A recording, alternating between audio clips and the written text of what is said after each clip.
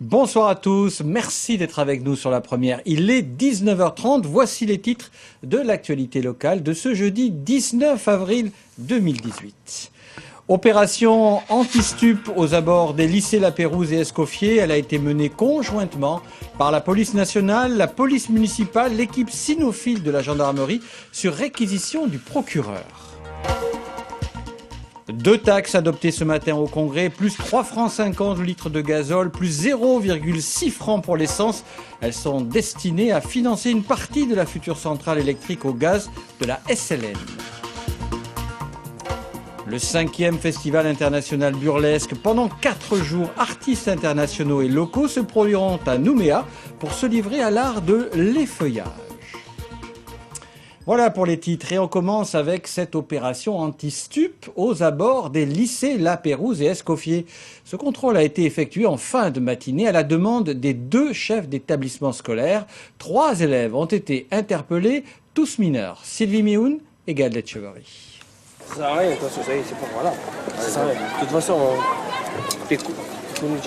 11h30, début de l'opération anti-stupéfiant devant le lycée La Pérouse. Une première interpellation, un jeune homme dans son sac du cannabis conditionné dans des sachets pour être vendu. Il y a un jeune qui a été contrôlé, il a eu son contrôle d'identité et d'initiative, il a déclaré qu'il était porteur de produits stupéfiants. Donc il a présenté aux enquêteurs, aux policiers qui sont derrière, du produit stupéfiant. Donc c'est du cannabis qui est conditionné dans l'enveloppe. Pour ce contrôle, qui aura duré une demi-heure au lieu d'une heure, les tronçons des rues Carcopino-Baudou et Clémenceau sont bloqués. Le temps aussi pour Leroy de l'équipe cynophile de la gendarmerie de mener ses fouilles. On va passer devant, on va passer derrière. Si le chien il saute au niveau de la poitrine, vous résistez au poids pour ne pas basculer. Je vous demande de ne pas le toucher et de ne pas le regarder dans les yeux. Des consignes obligatoires pour éviter tout accident. Résultat du travail de Leroy, une deuxième interpellation. C'est un mélangeur et des restants des sachets avec des restants de cannabis et une boîte pour mélanger le cannabis. Le lycéen de 17 ans interpellé affirme avoir arrêté de fumer du cannabis depuis 3 mois. Je fumais avant, puis du coup je l'avais toujours ça dans mon sac et puis vu que c'est ma sacoche de tous les jours et il y a tous mes sous dedans, et puis genre voilà. Je l'avais toujours sur moi et aujourd'hui ça m'a porté à faux en fait. Merci. Dans l'ensemble, la centaine de jeunes contrôlés a plutôt bien coopéré. Je pense que c'est bien pour nous, que ce soit pour nous que pour les autres. On rentre en cours, c'est pas un lieu pour fumer, ni voilà. C'est leur travail, ils sont obligés, voilà, on comprend. C'est juste que voilà, ils sont pas forcément obligés de nous fouiller ou faire un contrôle avec leur chien. Ils peuvent juste nous demander, voilà, si vous n'avez pas vu des gens qui ont fumé ou des trucs comme ça, on leur dira. Ce dispositif de contrôle est mené régulièrement à la demande des chefs d'établissement. Quand il y a, comme je vous l'ai dit, 3500 à 4000 jeunes tous les jours, forcément il y a des clients potentiels, il y a des vendeurs potentiels et c'est bien que nous marquions quand même notre présence sur le terrain. Je pense que ça rassurera aussi l'immense majorité de nos élèves, l'immense majorité des personnels, pour ne pas dire tous les personnels, et les parents d'élèves. Bilan de cette opération, la première de l'année, 3 personnes interpellées dont une placée en garde à vue. Un jeune non scolarisé qui a avoué être en train de dealer aux abords des lycées. Il sera poursuivi pour détention, transport et cession de stupéfiants. Dans le Nord, la mobilisation des artisans du Nord en soutien aux employés de TSOA ne faiblit pas. Ce matin, ils étaient réunis devant l'hôtel de la province Nord à Koné. Ils ont redit leur inquiétude face à la situation dans laquelle se trouve l'opérateur de l'habitat social suite aux coupes budgétaires décidées par la province. Gilbert Assawa, David Sigal. Les artisans et certains bénéficiaires de l'opération Habitat Social se sont joints ce matin au personnel TSOA en grève contre le licenciement envisagé de près de la moitié des effectifs. Si la compétence est provinciale, ce sont bien les communes qui administrent l'opérateur TSOA. Pas facile de comprendre la multiplicité des responsabilités, alors ils sont allés s'informer. L'exécutif donne une suite favorable à votre demande. On leur demande d'ouvrir un espace de dialogue avec tous ceux qui sont impliqués dans l'habitat. Et puis, voilà, on attend. Ils doivent nous rappeler avant 11h pour nous donner une date. Plusieurs navettes entre les manifestants et l'exécutif provincial ont émaillé la journée des représentants. En plus de loger décemment une partie de la population, l'opération TSOA doit encourager et drainer un tissu artisanal localisé et qui reste fragile, parce que dépendant principalement de la commande publique. Ça reste très fragile et surtout, moi je viens de la côte Est, donc à part la structure TSOA qui donne un peu de travail, si on enlève cette structure, il n'y a plus rien, quoi. Sinon, à part ce que les communes donnent, mais ce sont les grosses sociétés qui sont dessus. Des gens, ça fait 4 ans qu'ils attendent des subventions, donc à un moment, il faut bien que l'argent arrive pour ces gens-là, parce que sinon c'est du rêve qu'ils ont vendu, quoi. Né bien avant les provinces, Renouveau TSOA doit aujourd'hui changer de statut. L'opérateur reste une association loi 1901 recevant des fonds publics. La mise en concurrence est devenue une obligation légale. Toutes les parties doivent impérativement remettre le dossier à plat. Je pense qu'il faut attendre vendredi après-midi prochain avec cette table ronde pour parler de tout ça. Ce dont il est sûr, c'est que la politique de l'habitat, c'est une compétence de la province Nord. Et jusqu'au jour d'aujourd'hui, on n'a jamais dit qu'on remettait en cause l'existence de l'association TSOA. Rendez-vous est pris pour le jeudi 26 avril. Les maires seront alors en réunion avec la province Nord. Quelle qu'en soit l'issue, TSOA devra tout de même changer de statut et réduire ses effectifs. À Nouméa, le blocage des accès au bureau du Fonds social de l'habitat, le FSH, des militants du SWANC Banque et Finance. Ils dénoncent une rupture du dialogue social, des discriminations contre leurs adhérents au sein du FSH et un manque de respect pour leurs représentants. Le SWANC prévient que sans reprise du dialogue social, le blocage pourrait durer plusieurs jours. Des images de Patrick Nicard.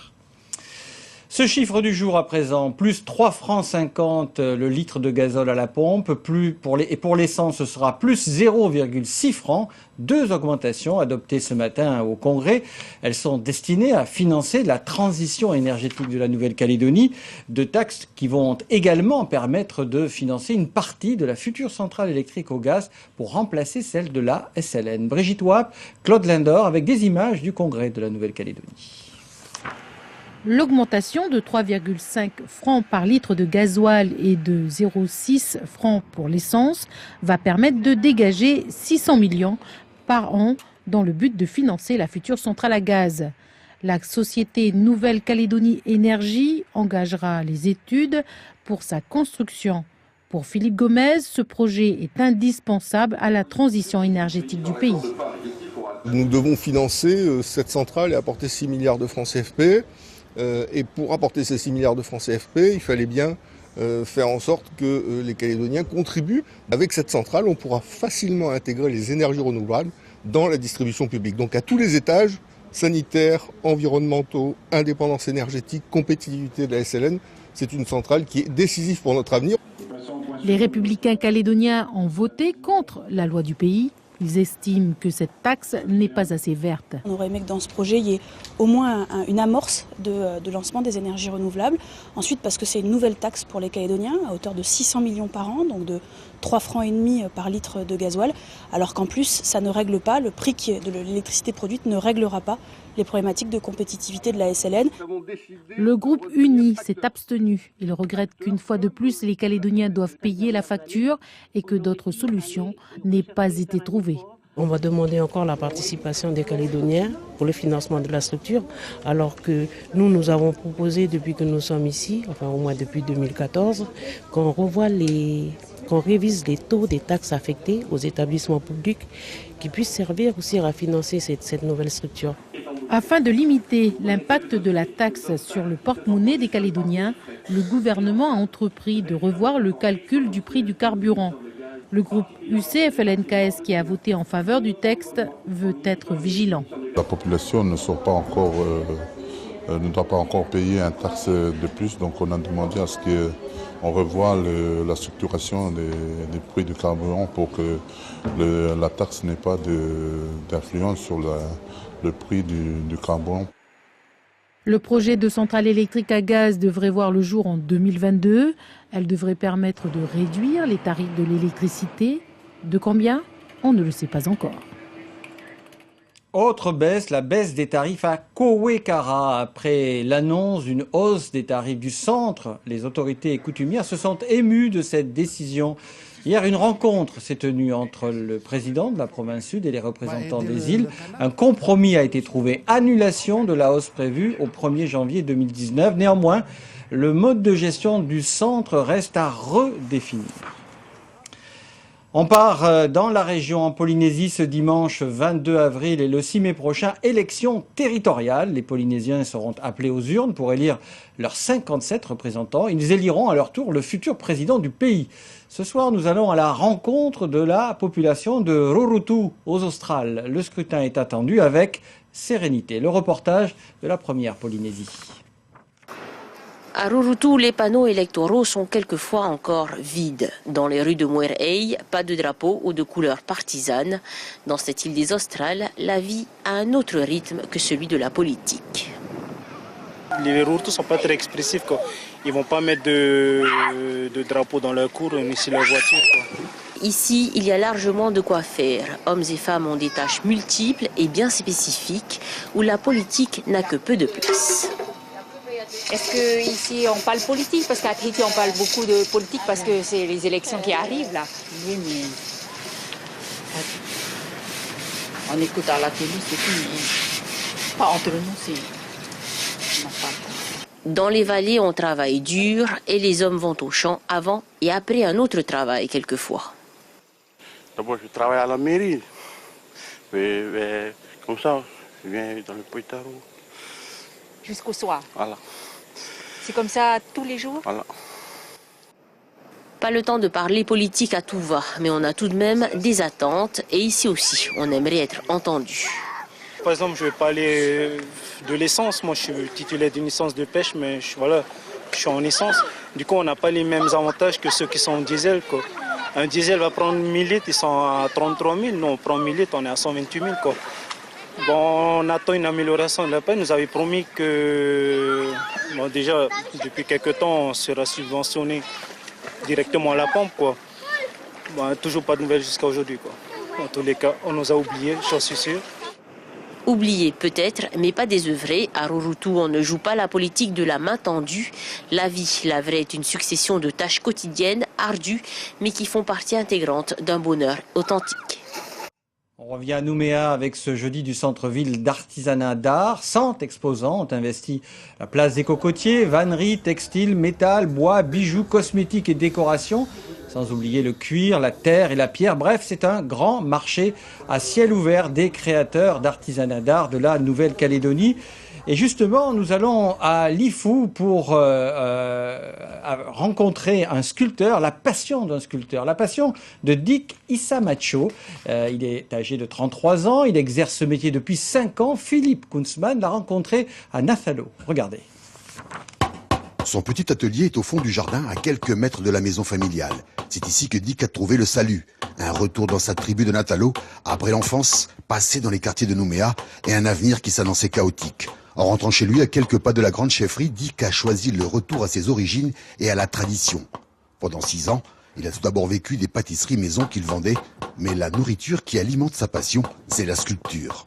La sculpture, c'est un peu, on va dire, pour arrondir un peu les fins du mois, mais c'est pas tous les jours qu'on vend des sculptures. On peut rester comme ça pendant 6-5 mois sans vendre.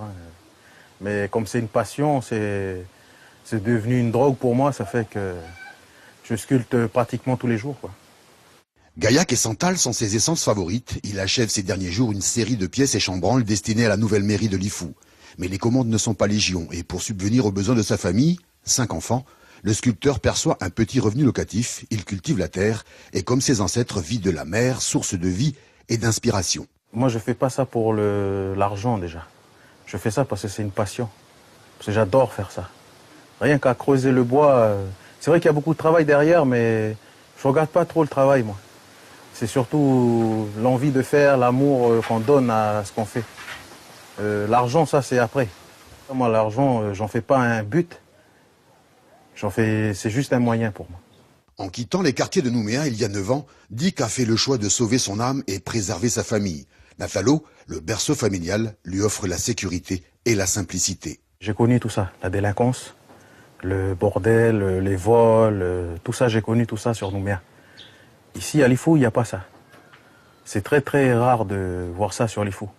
C'est pour ça que j'ai préféré arrêter de travailler à Nouméa pour venir ici sur Lifou. Toutes les dernières nouvelles que j'ai vues, là, les vols qu'il y a à Nouméa, c'est vrai qu'on est content d'être ici, mais on pense beaucoup à nos jeunes qu'il y a sur Lifou. Et je voudrais surtout dire un mot aux parents, parce que c'est surtout l'éducation des enfants. Parce que si les enfants ils font n'importe quoi ici, en Kanaki, c'est l'éducation. Il ne faut pas chercher loin. Maggio, 2 ans, la petite dernière aux cheveux couleur santal, guette la pose de son sculpteur préféré et confirme que papa a fait le bon choix. Pour finir, ce divertissement populaire avec le 5e Festival international burlesque. Pendant 4 jours, artistes internationaux et locaux se produiront à Nouméa pour se livrer à l'art de l'effeuillage. Explication avec Thérèse Voyard. Faire tomber le haut et le bas sans se prendre au sérieux dans l'art de l'effeuillage. Ici, les Texas Boys qui ont plus d'une histoire en commun. Dans la vie, ils sont patrons d'entreprise et sur scène, ils sont créateurs de numéros et acteurs. L'an dernier, l'un des 3 a gagné 2 prix qui lui ont permis de se produire en Australie. De cette expérience, il a créé ce groupe avec une envie, faire rire. Tous les artistes qui passent ce soir ont tous fait leur numéro, ils ont tous créé leur numéro eux-mêmes. Donc c'est la recherche, c'est chercher leur musique, leur chorégraphie, leur costume, c'est tout un ensemble.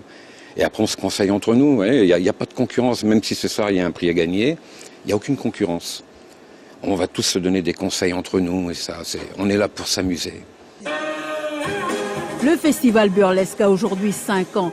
Pour cette édition, il propose une fois encore un spectacle très coloré, avec des personnages extravagants, glamour parfois, mais qui, dans le rapport au corps, poussent la dérision à l'extrême. Ce sont des numéros qui sont préparés par les candidats, donc des numéros de performance avec chorégraphie, costume, choix de musique, mise en scène, avec des critères qui sont propres au burlesque. Ça veut dire, comme je disais, le costume, l'utilisation de l'espace, savoir si vous avez arrivé à teaser, à vraiment mettre le public très enthousiaste. Et puis voilà, comment vous retirez vos vêtements, tout ça, ça a des notes qui sont propres au burlesque. Le festival commence ce soir et se tient sur 4 jours. Dans le programme, hormis les locaux, 4 artistes de renommée mondiale comme invités vedettes. Des images de Cédric Michaud. Plus sérieux, à ne pas manquer ce soir après votre journal, le documentaire Les chemins de l'histoire d'Antoine Le Teneur et Joachim Arlot. Il évoquera la période 1953-1958 avec l'arrivée à Nouméa du grand Charles de Gaulle. Je vous en propose un extrait. 4 mois plus tard, un 11 septembre pluvieux sur Nouméa. De partout, des familles convergent vers la baie de l'orphelinat. Il y a quelque chose de solennel dans l'atmosphère. 2 petits drapeaux tricolores ont été cousus, donnés aux enfants.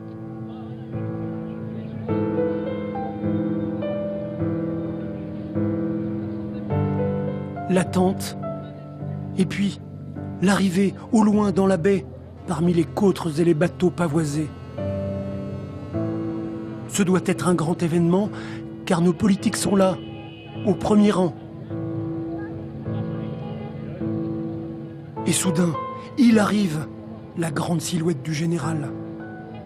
Charles de Gaulle à Nouméa. Et puis à voir également tout de suite après ce documentaire, l'émission Les Grands Témoins, présentée par Nathalie Délé. Ce soir, elle reçoit Gabi Briot. Et bien voilà, c'est la fin de votre journal d'information. Merci de l'avoir suivi. Prochain rendez-vous d'actualité demain matin en radio, dès 5h avec Charlotte Mestre. L'invité de la matinale radio de Thierry Belmont sera Maki Wea, fondateur du comité du 5 mai. Une matinale qui se déroulera à Ouvéa pour une opération spéciale et vos questions en direct au 258 258. À noter également qu'une table ronde spéciale Ouvéa en direct avec 4 invités se tiendra demain aussi après le journal de midi. Côté télévision, demain soir, dès 19h, ce sera Yvan Avril. Moi, je vous retrouve lundi. D'ici là, très belle soirée à vous, sur la première, évidemment.